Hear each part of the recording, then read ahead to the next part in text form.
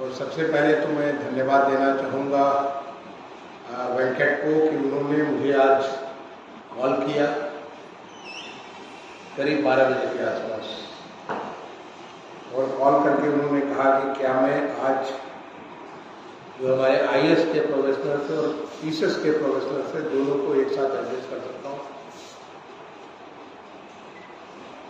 मुझे बहुत अच्छा लगा। पहला तो मैंने बधाई दी वेंकट को कि कल ही ये एडिशनल चीफ सेक्रेटरी बन गए हैं, यानी भारतीय प्रशासनिक सेवा का जो सर्वोच्च स्केल है, जो भारत सरकार के सेक्रेटरी का या प्रदेश के चीफ सेक्रेटरी स्केल है, उस स्केल में पहुंच चुके हैं। तो इनको बहुत बहुत बधाई।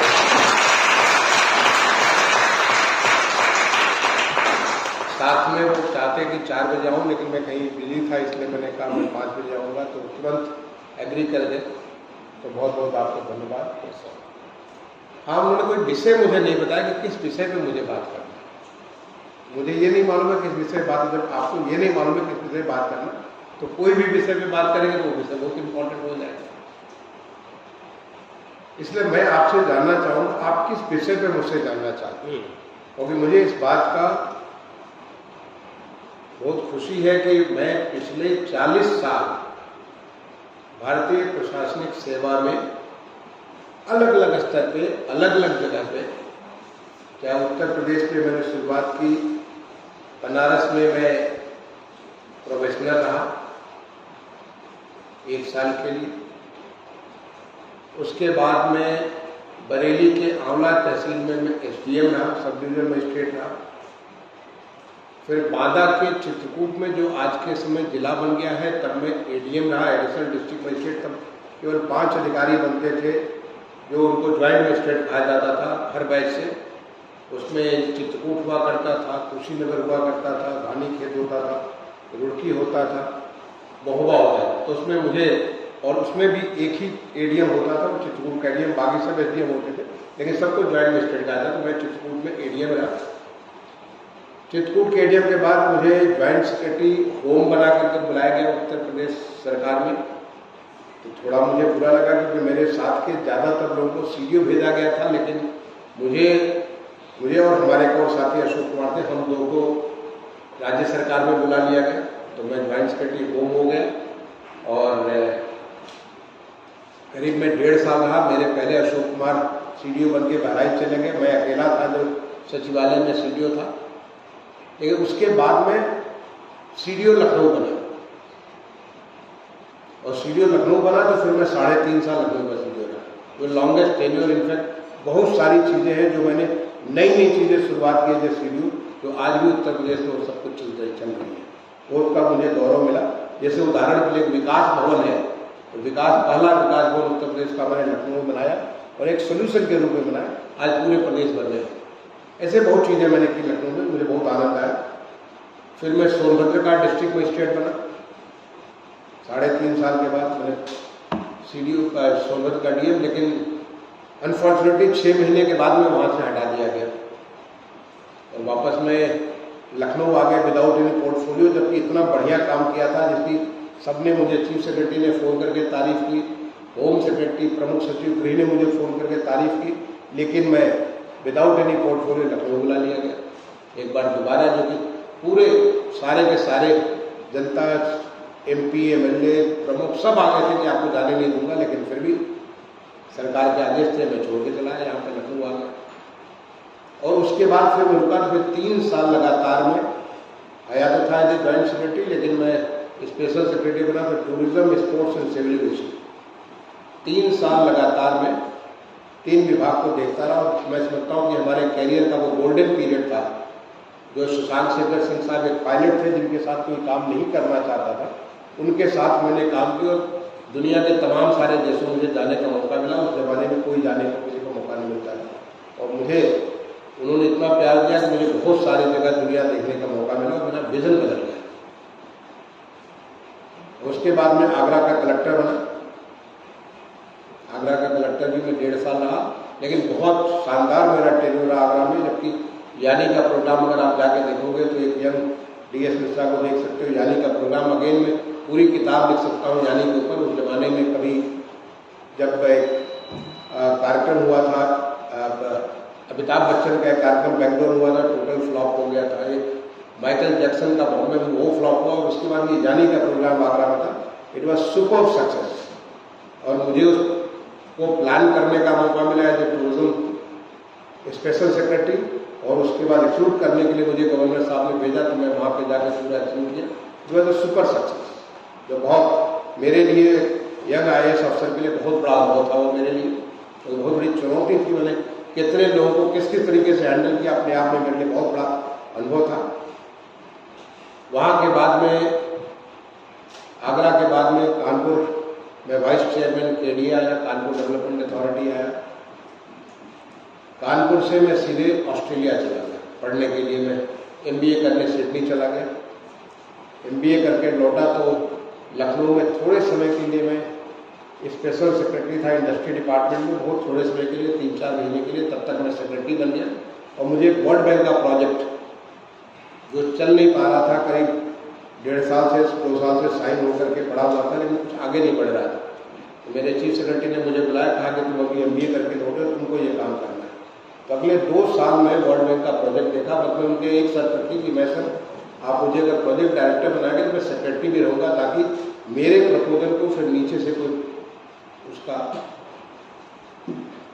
सेक्शन अफसर और रिव्यू अफसर उसके ऊपर कमेंट करना चालू करे, मैं आपसे प्रूफ कराऊंगा और मिशन मोड में लेके चलूँगा। बहुत आनंद आया मुझे। करीब 2 साल में वर्ल्ड बैंक का प्रोजेक्ट काफ़ी उसे डिबंक किया, और उसके बाद उसमें भी बहुत सारे रिफॉर्म्स किए मैंने हेल्थ सेक्टर में। तब तक मेरी पत्नी जो है विदेश से पढ़ करके आ गई थी, वो दिल्ली रहने लगी थी, तो मैं दिल्ली चला गया। होम मिनिस्ट्री में मैं डायरेक्टर रहा, डायरेक्टर पर्स, जो बड़ा एक महत्वपूर्ण पोस्ट होता है। सारे के सारे जितनी भी भारत सरकार की फौज होती है, जिसको सेंट्रल पैरामिलिट्री फोर्स कहते हैं, उसका जो सारा इस्टेब्लिशमेंट, उसका सारा पर्सनल मैटर्स, सारा मूवमेंट, सब कुछ वही देखता है, डायरेक्टर पर्स देखता है। तो मुझे गौरव प्राप्त हुआ सारी फौज को। वो पूरी फौज उस जमाने में बढ़ रही थी, संख्या बढ़ रही थी, तो वो मैं डायरेक्टर पर्स के रूप में काम करता रहा। और वहाँ से मैं जब ज्वाइंट सेक्रेटरी बना तो ज्वाइंट सेक्रेटरी फॉरनर बन गया। तो मैं होम मिनिस्ट्री में रह करके, एक IAS अफसर रह करके, एक तरीके से हिंदुस्तान का मैं द्वारपाल बन गया। मैंने पूरा का पूरा border control joint secretary foreigner करता है। जितने visa, immigration, citizenship, foreign contribution, सब कुछ ज्वाइंट सेक्रेटरी फॉरनर कंट्रोल करता है। तो इनफैक्ट आपने नाम सुना होगा foreign FCRA, foreign contribution regulation act. तो मुझे गौरव मिला, उस एक्ट को मैंने बनाया।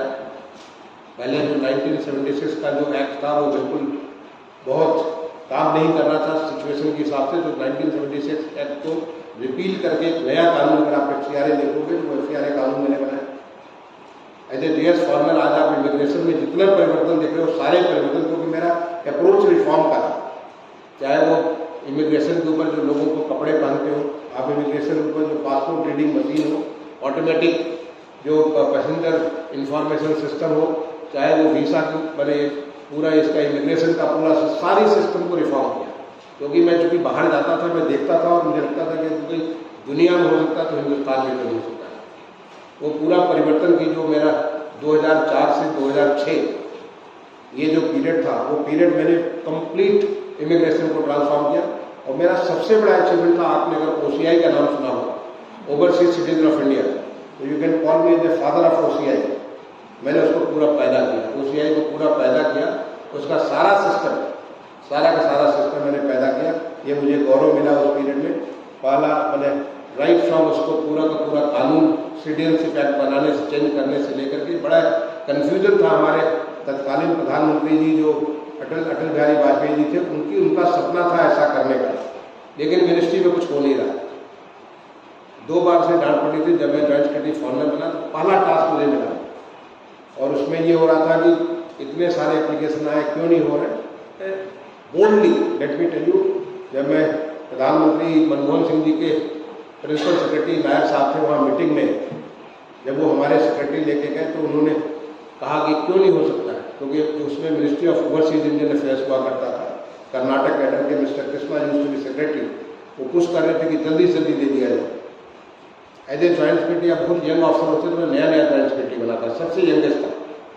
लेकिन मैंने नायब साहब को, मैंने सेक्रेटरी ने कहा कि तुम बताओ इसके बारे में क्या होता है। मैंने कहा सर ये बिल्कुल नहीं हो सकता। और इस फॉर्म में तो कदापि नहीं हो सकता है। अभी यही नहीं मालूम कि OCI बनने से फायदा क्या होगा, क्यों कोई OCI बनेगा, इतना लंबा चौड़ा 12 पन्ने का फॉर्म क्यों भरेगा इसके लिए, क्यों कोई विदेश का आदमी एक हमारे एम्बेसी में आकर के वो एफिडेविट लगाएगा। ये सब बहुत रेट्रोगेटिव थिंकिंग है। हम इसे कंप्लीट बदल देंगे। और तब एक होने वाला था ये प्रवासी भारतीय दिवस हर साल जनवरी में होता है, और मैं नवंबर में ज्वाइन किया, दिसंबर की मेरी मीटिंग हो रही थी और करीब 2000 एप्लीकेशन आगे पड़े हुए। मैंने कहा सर बिल्कुल नहीं होता। बोले क्या करना है?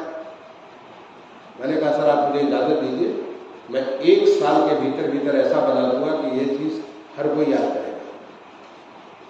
नायब साहब ने कहा बिल्कुल याद करेगा। हमने कहा सर बिल्कुल याद करेगा। तो फिर कैसे जवाब देंगे जो तमाम लोगों ने अप्लाई किया है प्रवासी भारतीय? सर मैंने कहा सर आप मुझे छोड़ दीजिए, मैं उस सेशन को हेड करूंगा और मैं लोगों का जवाब दूंगा। तो इस पर प्रधानमंत्री क्या बोले? हमने सर मुझे एक पैराग्राफ लिखने दीजिए, प्रधानमंत्री जी के लिए मैं लिखता हूँ कि एक पैराग्राफ क्या बोलेंगे। और मैंने एक पैराग्राफ लिखा और एज इट इज प्रधानमंत्री जी ने बॉम्बे के प्रवासी भारतीय दिवस में उसको अपने स्पीच में डाला। और वो जो सेशन हुआ उस सेशन में आप इमेजिन नहीं करोगे कितनी तालियां बजी। और मैंने सबको कहा कि अगले साल में प्रवासी, अगले साल में OCI दूंगा, और ऐसा OCI दूंगा जो कि उस समय ये था कि केवल 12 देशों को OCI मिलने वाला था। मैंने कहा दुनिया के हर देश, पाकिस्तान और बांग्लादेश को छोड़ के हर देश में जो हमारा हिंदुस्तानी गया है, चाहे वो अफ्रीका गया हो, चाहे एशिया गया हो, जहाँ भी गया हो किसी काम में, हर एक को में OCI दिया। और इतना सिंपल कर देंगे कि जो है किसी को कोई दिक्कत नहीं हो। और आज मुझे खुशी है कि कम से कम 50 लाख से ज़्यादा लोगों को OCI मिला हुआ है और कहीं किसी को कोई तकलीफ नहीं है।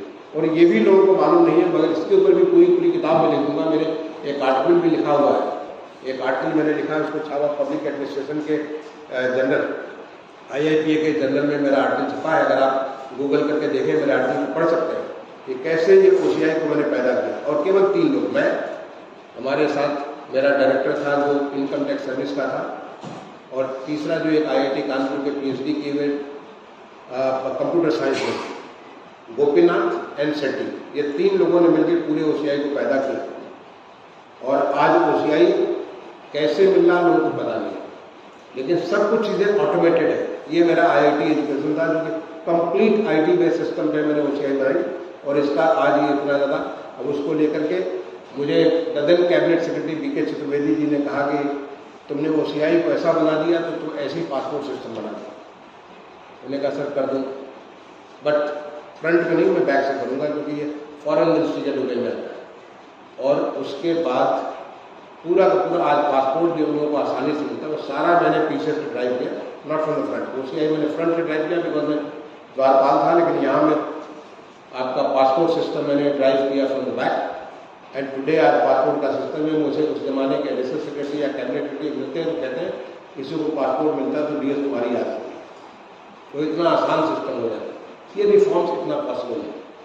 तो ये मेरा DS फॉर्मर ग्रुप में बहुत एक काफ़ी रिफॉर्म का मुझे मौका मिला, क्योंकि ज्वाइंट सेक्रेटरी वहाँ पे कलेक्टर जैसे होता है, बहुत काम करने का मौका होता है। उसके बाद में CVO बना एयरपोर्ट्स अथॉरिटी ऑफ इंडिया में, वहाँ भी मैंने बहुत रिफॉर्म्स किए।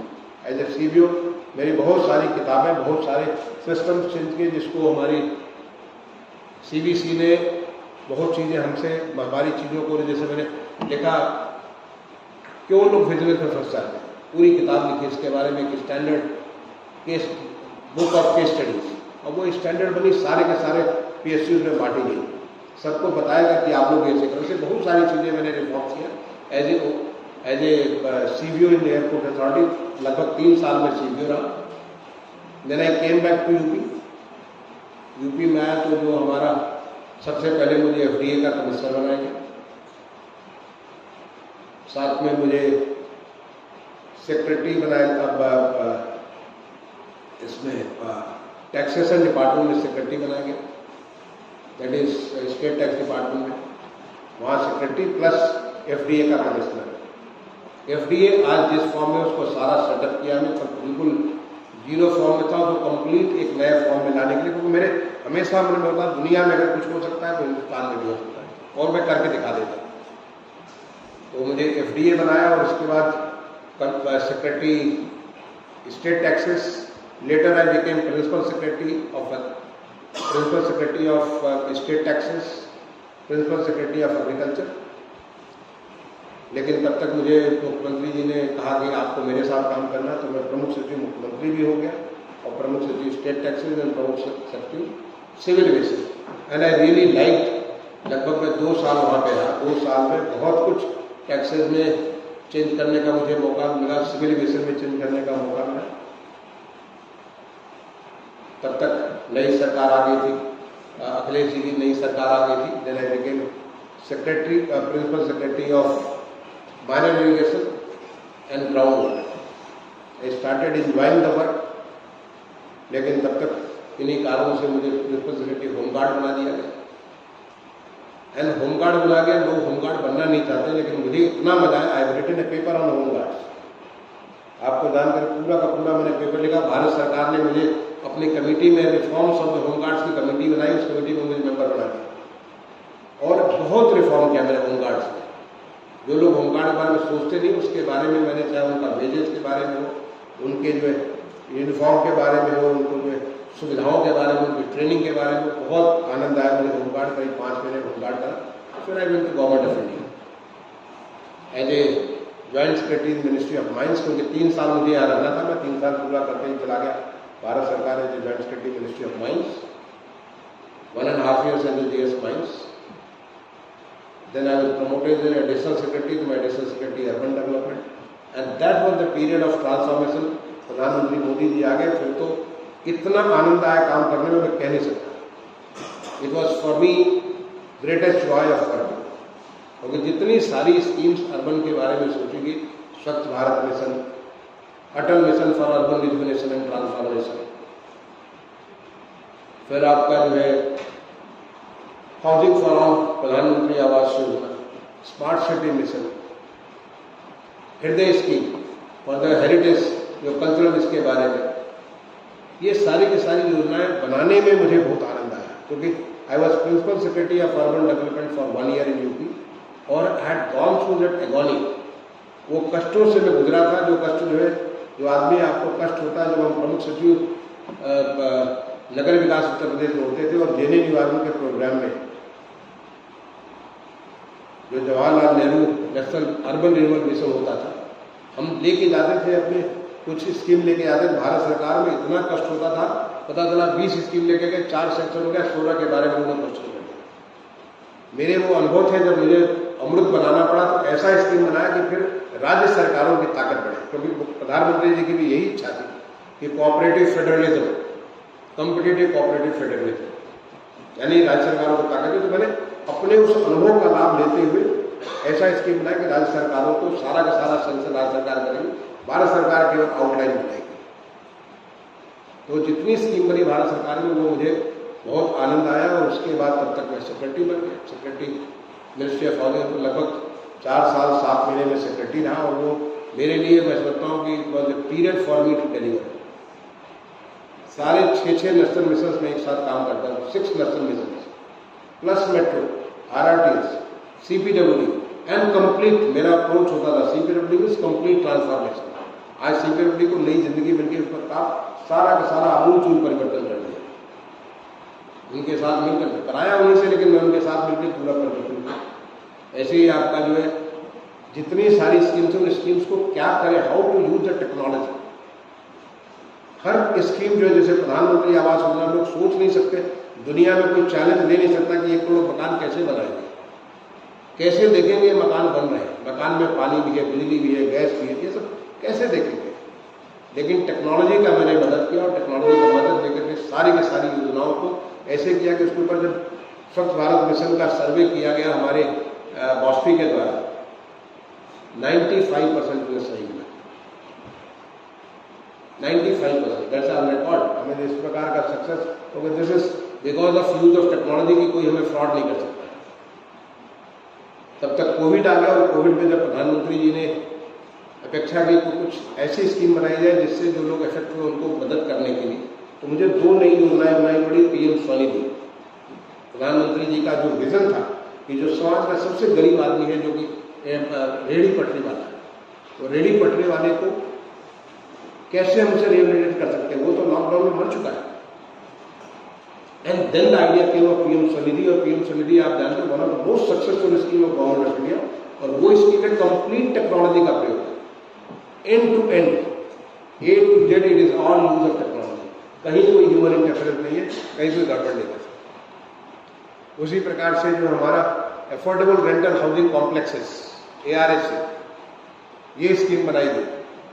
प्रधानमंत्री जी ने कहा कि कैसे हम लोग अपने कंस्ट्रक्शन की नई टेक्नोलॉजी लेकर के आए, तो ग्लोबल हाउसिंग टेक्नोलॉजी चैलेंज मैंने कराया, और उसका नतीजा हुआ कि दुनिया की बेस्ट टेक्नोलॉजी हिंदुस्तान में है। ये सब चीजें जो प्रधानमंत्री जी की अपेक्षा होती थी, उनकी बहुत हाई उनके एक्सपेक्टेशंस होते हैं, और मेरे लिए उनके जो चैलेंजेस थे वो मुझे बड़े आनंद आते थे उसको करने में। समय लगता था, ऐसा नहीं जो अपेक्षा प्रधानमंत्री जी ने की, ऐसा नहीं कि वो करेंगे और मेरे पास सोल्यूशन लगता था, बहुत कंसल्टेशन करना पड़ता था, बहुत कुछ काम करना पड़ता था, लेकिन हम कर देते थे तो खुशी भी मिलती। And then come on the way Central Vista, Central Vista की आइडिया आई, और देखिए आज नया पार्लियामेंट बन गया, आज नया कर्तव्य पथ बन गया, आज जो है नया वाइस प्रेसिडेंट का मकान बन गया, अभी प्रधानमंत्री जी का बनने वाला है, कैबिनेट सेक्रेटरी बनने वाला है, आपका NSA का बनने वाला है, इंडिया हाउस। ये सारा काम करने में आनंद आता है, क्योंकि ये ट्रांसफॉर्मिंग नेचर के प्रोजेक्ट्स हैं। या मेट्रो है, मेट्रो को पूरा आत्मनिर्भर, मेट्रो जब मैं ज्वाइन किया था एज सेक्रेटरी, तो मेट्रो, एक मेट्रो का कोच खरीदते थे 12 लाख रुपए, नहीं 12 करोड़, और मैं जब निकल गया तो मैंने जो लास्ट किया था less than 8 crore, less than 8 crore. क्यों? ये हमारे प्रधानमंत्री जी का जादू था आत्मनिर्भर भारत का। जब मैं ज्वाइन किया था तो सारे के सारे मेट्रो कोचेज हम या तो कोरिया से, साउथ कोरिया से लाते थे, इटली से लाते थे, जापान से लाते थे, और जब मैं निकला, मैंने लास्ट निकलने के पहले मैंने 4 टेंडर किए, इंटरनेशनल टेंडर किए, और चारों टेंडर में करीब 1200 कोचेज खरीदे जाने थे, और सारे के सारे कोचेज हिंदुस्तान में खरीदे थे। इंटरनेशनल बिडिंग सिस्टम या तो BML बैंगलोर से आए, या टीटागढ़ जो कि कलकत्ता से आए, या आपका जो है एस्टम जो है कि श्री सिटी यहाँ पे चेन्नई के पास में श्री सिटी से आए, या बम्बार्डियर जो कि ये बड़ौदा के पास से आए। और मुझे इस बात की खुशी होने लगी, मैंने देखो ये मेहनत करने का देखते था, मुझे इतना प्राइड फील होता था। मेरे पास कोई फोन कर, मुझे मेरे पास लोग, क्योंकि मैं सोशल मीडिया पे बहुत करता था, ट्विटर पे मेरे पास कोई आता था कि मैं ब्रिस्बेन में बैठा हूँ, मेक इन इंडिया कोच में बैठा हूँ, और मैं उसका जवाब देता था ये नया भारत है, ये नया भारत है। क्योंकि मैंने जाकर फ्लैग ऑफ किया, हमारी ट्रेन मेलबर्न जा रही है, हमारी ट्रेन, हमारी जो मेट्रो कोच जो है जोहान्सबर्ग जा रही है, मुझे बहुत प्राउड फील होता है। क्योंकि मैं कहीं अगर कुछ भी देखता था, कुछ भी कहीं देख लिया गया। एक बार मैं साउथ कोरिया गया, देखा कि वहाँ पे सारा का सारा टिकटिंग सिस्टम सिंगल सिस्टम से, मैं साउथ कोरिया में गया था किसी और पर्पज के लिए, जो उन्होंने जब मुझे दिखाया तो मेरे दिमाग में बात बैठा कि ये चीज़ अगर साउथ कोरिया कर सकता तो हिंदुस्तान क्यों नहीं कर सकता। इट टुक मी 3 years, 3 साल मुझे लगे, लेकिन 3 साल में जब प्रधानमंत्री जी से मैंने जो है नेशनल कॉमन मोबिलिटी कार्ड का उद्घाटन कराया, तो इतनी प्राइड फील हुआ, उसके लिए बहुत मेहनत करना पड़ा। लेकिन उस मेहनत का नतीजा जब इसमें पड़ा तो लगा कि आज मैं देखता हूँ कि आप जितने सारे कार्ड खरीदते हो, they are all with new standards. वो कहीं भी सारे के सारे हमारे कार्ड में एक स्टैंडर्ड में उसके यूज करके आप कहीं मोबिलिटी को यूज कर सकते हैं। ये चीज़ें मेहनत जरूर लगती है। आप सोचो कि ड्राइवरलेस कार, ड्राइवरलेस ट्रेन जो है, जब मैं स्पेन में जब मैं चढ़ा ड्राइवरलेस ट्रेन के ऊपर, तो मैं क्या देखने के लिए सारा का सारा कैसे हुआ, कैसे करते हो, क्या करते हो, पूरा सिस्टम समझा। अब एक चैलेंज ले लिया कि हमारे देश में भी ड्राइवरलेस है। आपको जान करके प्राइड फील होगा कि आज हिंदुस्तान में, पूरे दुनिया में सबसे ज़्यादा ड्राइवरलेस का मेट्रो हमारे हिंदुस्तान में चलती है, ड्राइवरलेस। तो मुझे प्रधानमंत्री जी ने पूछा कि क्यों ड्राइवरलेस कार से तुम्हें क्या फायदा? हमने कहा सर ड्राइवरलेस का फायदा ये है, हमारे जो अगर बगैर ड्राइवर के कार से बगैर मेट्रो चलेगी तो लोग नहीं बैठेंगे, उन्हें डर लगेगा, उन्हें लगेगा ट्राई है, नहीं डरे। लेकिन इसका फायदा ये होगा कि जब रात में 11 बजे जब मेट्रो लगती है, उसके बाद मेरा ड्राइवर लेके जाता है अपने डिपो पे ले जाता है, वहाँ जाकर बहुत सारे टेस्ट करते हैं। टेस्ट करने के बाद जब उसको फाइनली वो दे देता है, उसके बाद वो निकलता है, घर पहुँचता रात के 1 बजे। अब हमारा ड्राइवर जो है स्टेशन पे छोड़ेगा, और स्टेशन के बाद हमारा कंप्यूटर सिस्टम उसको ले जाएगा वहाँ पे डिपो ले जाएगा। सवेरे जब 5 बजे मेट्रो चलती है तो 3 बजे मेरा ड्राइवर वहाँ पहुँच करके उसका सारा टेस्ट करता है, और टेस्ट करने के बाद जब सब कुछ ओके हो जाता है तब वो लेकर 5 बजे आता है। अब तो सारा सिस्टम एक साथ बैठा हुआ, सातवीं नगर में बैठा हुआ हमारा कंप्यूटर सिस्टम हर ट्रेन को वहीं से चालू कर देगा, पूरा ड्राइवरलेस, कोई ड्राइवर की जरूरत नहीं। और क्या अगर नींद में है और कोई चीज़ छूट गई, कोई गलती हो गई, एक्सीडेंट होने का डर होगा। जब कंप्यूटर सिस्टम करेगा तो कंप्यूटर मेक्स नो मिस्टेक्स, वो तो पूरा सिस्टम डिपेंड है। तो ये चीज़ देख करके मुझे बहुत अच्छा फील हुआ जब प्रधानमंत्री जी ने पहला उद्घाटन किया पूरी एक लाइन ड्राइवरलेस की। आज तो ऐसे स्टैंडर्ड बना दे कि हिंदुस्तान में कोई मेट्रो आएगी तो सब सारे वैसे, क्योंकि हमारे प्रधानमंत्री जो सोचते हैं वो दुनिया का जो बेस्ट है वो हिंदुस्तान में होना चाहिए। आपको जान करके खुशी होगी कि हमारा आज मैं हैदराबाद के मेट्रो को चाहूँ तो बेंगलोर में चला सकता हूँ, बेंगलोर मेट्रो को मैं अहमदाबाद में चला सकता हूँ। वे अब सिंगल स्टैंडर्ड सारे स्टैंडर्डाइज करते हैं। और पहले ये हालत थी कि दिल्ली का एक लाइन से दूसरी लाइन में ले जा सकते हैं। तो जब मैं जापान गया एक पर्पज से, जब मैं देखा कि क्या बात है, यहाँ पे तो सारा का सारा एक ही सब कुछ चलता है, क्योंकि सब स्टैंडर्डाइज। अगर जापान कर सकता तो हिंदुस्तान क्यों नहीं कर सकता? ये जो थिंकिंग थी, इस थिंकिंग से बहुत कुछ करने का मुझे मौका मिला। इनफैक्ट मैं बोलूँ तो बहुत सारी चीज़ें मुझे मौका मिले इस पर काम करने के लिए। और फिर मैं उसके बाद यहाँ पे आया एज ए चीफ सेक्रेटरी, और मैं सोचता हूँ मेरे पिछले 2.5 साल मुझे बहुत आनंद आया उत्तर प्रदेश में काम करके। मेरा अपना राज्य, मेरे अपने अनुभव, उस अनुभव का पूरा लाभ मैंने अपने प्रदेश को लिया, चाहे वो भगवान राम की प्राण प्रतिष्ठा के लिए अयोध्या के बारे में हो, बनारस में आज जो पहला देश का जो है जो अभी रोपवे सिस्टम लग रहा है, जिसको मैंने 3-4 साल से पीछे पड़ करके उसके पीछे पड़ा था, देख के आया था कहीं पे हिंदुस्तान में हो जाए, वो हो रहा है प्रधानमंत्री जी के आशीर्वाद से, मुख्यमंत्री जी के आशीर्वाद से बन रहा, और इस साल वो चालू भी हो जाएगा। ऐसी बहुत सारी चीज़ें जो कि उत्तर प्रदेश में करके मुझे बहुत आनंद आया। तो let me tell you, the 40 years journey for me has been a matter of great joy. I have enjoyed every moment of it. 40 साल मैंने कभी सफ़र नहीं किया। यस, मोमेंटरली कई बार सफरिंग हुई, ऐसा नहीं है। जैसे मैंने कहा कि बहुत बढ़िया काम किया और मुझे बुला के यहाँ बैठा दिया गया 3 हफ्ते तो विदाउट एनी बार। मैंने कहा ठीक है, कोई बात नहीं, आज मैं किताबें पढ़ूंगा, पढ़ने का शौक है, मैं पढ़ूंगा। ऐसे और भी कई बार मेरे साथ ऐसी बातें हुई जो कि they were bringing suffering, but I enjoyed those sufferings also. I enjoyed those sufferings also and fortunately I had a very good tenure. मेरी डॉटर है यहाँ पे, शुरुआत में यहाँ पे इन बच्चों को कई बार यहाँ का वहाँ जाना पड़ा। अब मैं जा रहा हूँ, मेरी वाइफ कानपुर में, मैं सोनभद्र में कलेक्टर हूँ, बेटी मेरी 2.5 साल की, तो वो मेरे साथ रहेगी कि माँ के साथ रहेगी। ये सब चैलेंजेस आए, बहुत सारे चैलेंजेस आए। मैं आगरा गया, मेरी बेटी यहाँ पढ़ रही है, उसको कैसे करेंगे, क्या करें, बहुत सारे चैलेंजेस आए, but I enjoyed all that, they are part of life. क्योंकि कहीं भी ऐसा कुछ भी नहीं है, nothing in the life is smooth, there is no straight line, the lines are not even, there are not only simple single type curve नहीं है, बल्कि multiple curve, and you have to understand this life.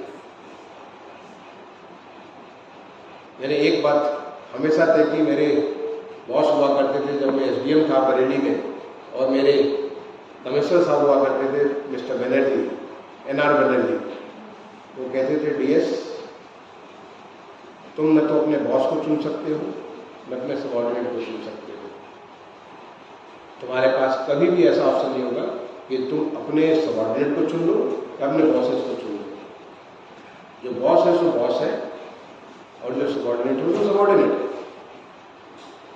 तो you have to bear with your bosses and you have to deal with your subordinates, and your focus should be clear. You have to get the job done, because we are there to get the job done. I will end here before I take your questions, because I have many things to say, लेकिन I will take your questions. मैं home ministry में था जब joint secretary, तो हमारे एक boss आए, उनके साथ 5 जॉइंट सेक्रेटरी थे, फिर 5 जॉइंट सेक्रेटरी। तो जो हमारे होम सेक्रेटरी साहब होते थे, एक दिन होम सेक्रेटरी ने मैं उनके पास गया, बोले DS there is something wrong with you. मुझे बहुत प्यार करते थे, मेरा नाम DS था, कई बार फाइल में DS लिख देते थे। मैं उनके पास जाता था, सर मैं DS हो गया, तो जो मेरे DS में सर DS लिख देते थे, मैं उनके पास जाता, सर काट के DS बनाइए, मैं DS। तो बोले there is something wrong with you. मैंने कहा क्यों सर, मैं कोई गलती कर गया? बोले नहीं, तुम्हारे जो बॉस हैं उनके साथ 5 ज्वाइंट सेक्रेटरी हैं, जिसमें तुम भी एक, 4 ने आकर शिकायत की है और चारों उनके साथ काम नहीं करना चाहते। There was some behavioural issues, there was some certain issues, चारों उनके साथ काम नहीं करना चाहते। वो कहते हैं उनका डिवीजन बदल दिया जाए, बट तुमने आज तक भी शिकायत नहीं की। You know what I answer to you? मैंने कहा सर मेरी सीजनिंग हो रही है। अभी जैसे पानी के अंदर पेड़ को डाल देते हैं उसकी सीजनिंग हो जाए ताकि वो फिर खराब हो, मेरी सीजनिंग हो रही है और मैं पूरी तरह सीजन हो जाऊंगा, उसके बाद मुझे कोई फर्क नहीं पड़ेगा। Because I have learned from Shahnaaz Banerjee, you have to live with your bosses. You have no choice, and you have to deal with your subordinates. You have no choice. But the focus should be clear. You have to deliver the job. And there are many such experiences पूरे service में. So when I look back for the last 40 years, I will say that eventful, but great joy, great satisfaction. And it's really, मुझसे अगर कोई पूछता है कि DS तुम्हारा काम क्या है, तो मैं नहीं कहता कि मैं इंडियन एडमिनिस्ट्रेटिव सर्विस का हूँ। मैं ये नहीं कहता कि मैं भारत के बहुत बड़े एक इलीट सर्विस का पार्ट हूँ। मैं समझता हूँ कि मेरा जॉब है लोगों की जिंदगी में खुशियाँ लाना। That's all. I am here to bring smile to all the faces in whatever ways. अगर मैं हेल्थ सेक्रेटरी हूँ तो लोगों को बेहतर हेल्थ देने की सुविधाएं लाकर मैं पूजा दे सकता हूँ। अगर मैं अर्बन सेक्रेटरी हूँ तो बेहतर इंफ्रास्ट्रक्चर देकर के मैं कर सकता हूँ। अगर मैं स्पोर्ट्स में हूँ, मैं स्पोर्ट्स में भी रहा हूँ, तो बेहतर स्पोर्ट्समैन के लिए क्या, अगर जैसे स्पेशल सेक्रेटरी स्पोर्ट्स का एक बार इंसिडेंट में बताऊँ कि हमारे स्पोर्ट्स के डायरेक्टर बेचारे नहीं आनंद शुक्ला जी, मैं स्पेशल सेक्रेटरी स्पोर्ट्स था, उन्होंने प्रपोजल भेजा इन लोगों की डाइट बढ़ाने के लिए, स्पोर्ट्समैन के डाइट बढ़ाने के लिए, जो हमारे स्पोर्ट्स कॉलेजेस होते हैं, स्पोर्ट्स हॉस्टल होते हैं, उनके डाइट बढ़ाने के लिए, डाइट मनी बढ़ाने के लिए। मुझे नंबर याद नहीं है, अभी मैं बात कर रहा हूँ 1994 की बात है, मुझे ऑब्वियसली याद नहीं हुआ, 94 का भी याद नहीं हुआ, लेकिन कुछ फिगर उन्होंने भेजा कि पहले सर इतना डाइट मनी थी, अब इतना। मैंने बोला कि भाई आपने भेजा तो है प्रपोजल कि ठीक है इसको इतना बढ़ा दिया जाए, क्यों भेजा, इसका कारण क्या है, इसका जस्टिफिकेशन क्या है? बोले साहब 25% बढ़ जाए तो बहुत होता है, सरकार में देख पैसा नहीं बढ़ता, बहुत दिनों से कोशिश कर रहे हैं, लेकिन आपके इन सुविधाओं को देख करके मैं सोचता हूँ कि शायद आप करा लेंगे। एक तरह सुशांत शेखर सिंह साहब वो भी नहीं है अभी इसमें दुनिया में, नहीं बहुत शानदार आदमी हुआ करते थे, बहुत शानदार, he was the pilot but he was the principal secretary, तो वो भी है। और आपकी जो जोश को मैं देखता हूँ, मुझे लगता है कि शायद डाइट मनी बढ़ जाए तो हमारे खिलाड़ी अच्छा करेंगे। मैंने कहा ठीक है शुक्ला जी, वो तो मैं कर दूँगा, लेकिन मुझे जस्टिफाई तो करो। हम 25% क्यों बढ़ाएंगे, हम क्यों नहीं 100% बढ़ाएंगे, हम क्यों नहीं इसको 5% बढ़ाएंगे, कुछ तो कारण होना चाहिए। नहीं सर 25% बहुत होता है, सब खुश हो जाएंगे, आपके लोग जो गाथा गाएंगे। उन्होंने कहा मुझे गाथा गाने के लिए मैं कभी काम नहीं करता, हर चीज़ ऑब्जेक्टिविटी के साथ। मैंने कहा इसका कोई आपके मानक है? बोले सर कोई मानक नहीं। मैंने कहीं हिंदुस्तान में मानक है? हाँ सर है, स्पोर्ट्स अथॉरिटी ऑफ इंडिया में। क्या मानक है? वो लोग सर्टेन इनको कितना प्रोटीन चाहिए, कितना फैट चाहिए, कितना ये चाहिए, वो चाहिए, जो भी सब सारी चीज़ें करते हैं और उसको निकालते, इतना अंडा, इतना ये सब चीज़ निकालते हैं, उसके हिसाब से करते हैं। हमने कहा उनका कितना रेट है? वो पता चला कि ऑलमोस्ट दूना है, तो इनका रेट है उसका दूना है, ये 25% मांग रहे हैं। हमने कहा आपको तो वो मांगना चाहिए, अगर उनके पास ऐसा जस्टिफिकेशन है तो आपको वो मांगना चाहिए, अब क्यों ये मांग रहे हो? बोले साहब ये तो संभव नहीं है। हमने कहा वो मेरे ऊपर छोड़िए, अगर उत्तर प्रदेश सरकार चाहती है कि हमारे खिलाड़ी अच्छे बने तो उत्तर प्रदेश सरकार को करना पड़ेगा। कैसे करेंगे बताएं? तो हमने कहा अपना प्रपोजल वापस ले जाइए और ये भेजिए पूरा जस्टिफिकेशन कि ये साई करता है और साई का ऐसे ये सारे कारण हैं, ऐसा हो सकता है। And you be happy to know कि फिर मैंने उसको करा दिया और परमानेंट एक आदेश करा दिया कि जो भी साई का रेट होगा वही उत्तर प्रदेश का रेट होगा, क्योंकि they have a scientific reason for it and we have no scientific reason for it. तो अगर हम चाहें तो बहुत कुछ करा सकते हैं। ऐसे ही जब मैं ज्वाइंट सेक्रेटरी होम हुआ करता था, मैं इसलिए बोल रहा हूँ तुम्हारे जैसे बच्चों को 4 साल की मेरी नौकरी थी। कुंभ 2009 कुंभ 1989 का कुंभ होने वाला था, मैं 5 साल की मेरी नौकरी, मैं ज्वाइंट सेक्रेटरी होम था। जब ऐसे कुंभ हुआ करता था तो पता चला कि कहीं से कहीं से टीवी, कहीं से कुछ, सभी स्टेट में चिट्ठी लिखी जाती थी। ये सब जगह से मंगाया जाए, सारा का सारा चीज़ मंगाया जाए। ये कुछ हरियाणा से आ रहा है, कुछ राजस्थान से आ रहा था, कुछ पंजाब से आ रहा, सब जगह कुछ कुछ। हमारे स्टेट में थोड़ा बड़ा रहता था, सब जगह से मंगाया जाए। ये प्रपोजल आता था पुलिस की तरफ से। मैं बुलाया उनको, भाई क्यों ये इस तरह की चिट्ठी लिख रहे साहब, हमारे पास तो इतना ही है, 2-3 है और बाकी सब जगह से हर बार पिछले कुंभ में भी आया था, पिछले कुंभ में। हमने ऐसा क्यों? उत्तर प्रदेश इतना बड़ा प्रदेश है कि हम अपना सब कुछ सिस्टम नहीं रख सकते। नहीं सर, इतनी तो सबसे मंगाना पड़ता है। उन्होंने कहा पहले मंगाया जाता हो, अब नहीं मंगाया, क्योंकि हमारे यहाँ तो कई सारे हमारे अब तो हमारे माननीय मुख्यमंत्री जी की कृपा से उत्तर प्रदेश में दंगे नहीं होते। उस जमाने में बड़े दंगे होते थे। तो मैंने कहा हमको तो अलीगढ़ में भी चाहिए, मुरादाबाद में चाहिए, कानपुर में चाहिए, हमको बनारस में चाहिए, सब जगह दंगे होते, सब जगह हमको सब सिस्टम काम आएंगे। तो हम कुंभ में यूज करेंगे, बाकी वहाँ दे देंगे, जब जरूरत पड़ेगा फिर वहाँ से मंगा लेंगे, हो जाएगा। हमने कहा हो जाएगा। ऐसा क्यों सोचते कि नहीं हो पाएगा? अपने तरफ से क्यों ऐसा करते? I will be happy to know that as a joint secretary and pursuit and we got, मुझे ख्याल है आज की डेट में 16 सिस्टम जो है पूरा क्लोज सर्किट टीवी के 16 सिस्टम हमने खरीदे। और रिजवी साहब हमारे फाइनेंस सेक्रेटरी होते, बस सो हैप्पी जब मैं जाकर उनके साथ आर्ग्यू किया कि सर हम लोग इतना बड़ा राज्य, इतनी सारी ताकत, और हम दूसरों से क्यों मांग के चले, हमारी खुद की जरूरत है। बोले और क्या चाहते हैं? हमने कहा नई टेक्नोलॉजी चाहता हूँ। उस जमाने में एक पेजर आया था, नया टेक्नोलॉजी पेजर का आया था। एक सर पेजर खरीद देते हैं, एक यहाँ वॉकी टॉकी से बात करेगा, एक बार करेगा, दूसरा कहाँ है कोई मालूम नहीं। पेजर से ऐसा है कोई कहीं भी है, आज तो मोबाइल हो गया, तुम्हारे मोबाइल नहीं था, हम पकड़ लेंगे कि कहाँ पर। And he allowed pager purchase किया। बहुत सारे नई टेक्नोलॉजी का प्रयोग 1989 के कुंभ में मैंने बहुत व्यापक स्तर पर करा है। क्योंकि मुझे लगता था कि टेक्नोलॉजी का प्रयोग करेंगे तो हमारा आउटरीच बहुत बढ़ जाएगा। मैं आपको इसलिए नहीं बता रहा कि मैंने ऐसे किया, मैं इसलिए बता रहा हूँ कि everything is possible unless you open in your mind. दिमाग जब तक आप नहीं खोलोगे, आप खुद को संकुचित जब तक करके रखोगे, ऐसा तो संभव नहीं है, तो करेगा कौन? You are the eyes and ears of the government, you are the implementer. आप तो जमीन पे काम करने वाले आप लोग, तो you should be truthful, you need to take the challenge, don't undermine the power of the government. हम लोग अंडरमाइन कर लेते हैं अपने दिमाग में छोटी सी सोच में। हैव ए बिग थिंकिंग, बड़ी सोच करो। और बड़ी सोच तो आज इसलिए भी जरूरत है, आज हमारा देश विकसित भारत बनने का है।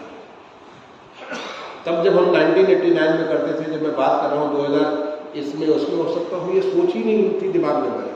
तब भी मैं सोचा करता था, जब भी कहीं भी अगर दुनिया में मैंने देखा है तो मैं ये सोचता था कि हिंदुस्तान में ये काम जरूर होना चाहिए। मेरे दिमाग में बात आती थी और मैं कोशिश करता था। आज तो जो प्रधानमंत्री जी का जो जिस प्रकार की सोच है, विकसित भारत की सोच है, तो हमको तो उसको लाना ही लाना। We can't be lower than what anybody in the world has to offer in any field.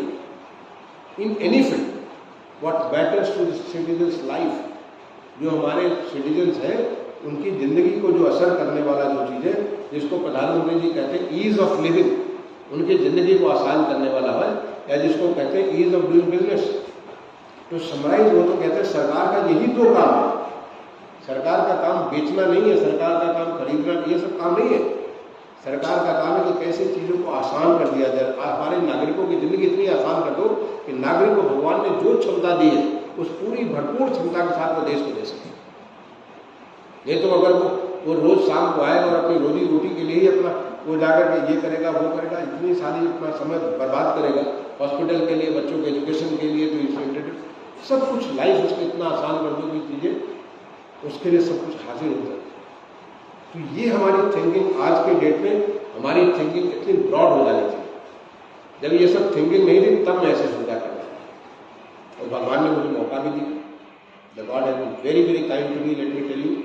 ऐसा तो मैं बड़े साधारण से परिवार से निकला, बहुत मैंने गाँव से निकल के मैं कहता था कि गाँव के एक पेड़ के नीचे पढ़ करके मैं शुरुआत की। मैंने तो शहर देखा भी नहीं था। जब मैं पहले शहर देखा मैंने बनारस में, कोई हमारे रिश्तेदार थे, उनके चाचा के यहाँ कोई छोटा फंक्शन था इसलिए आया। उसके बाद में 11-12 साल की अवस्था में मैं रांची बाहर पढ़ने के लिए, लेकिन मैं शहर जानता भी नहीं और शहरी विभाग का मैं सेक्रेटरी बनकर के शहरों के विकास के लिए मैं काम किया, तो वो मेरे लिए गौरव की बात थी। ये हमारी थिंकिंग होनी चाहिए, ये हमारी सोच होनी चाहिए। तो मैं यहाँ पे स्टॉप करता हूँ। आपकी जो भी क्वेश्चंस होंगे मैं उन क्वेश्चंस का जवाब दूंगा। ऐसे तो मेरे पास got many things to say, but मैं आपके 1-2 क्वेश्चन लेकर के I would like to leave. मैंने 6 बजे तक का टाइम दिया था वेलगेट को, तो यस।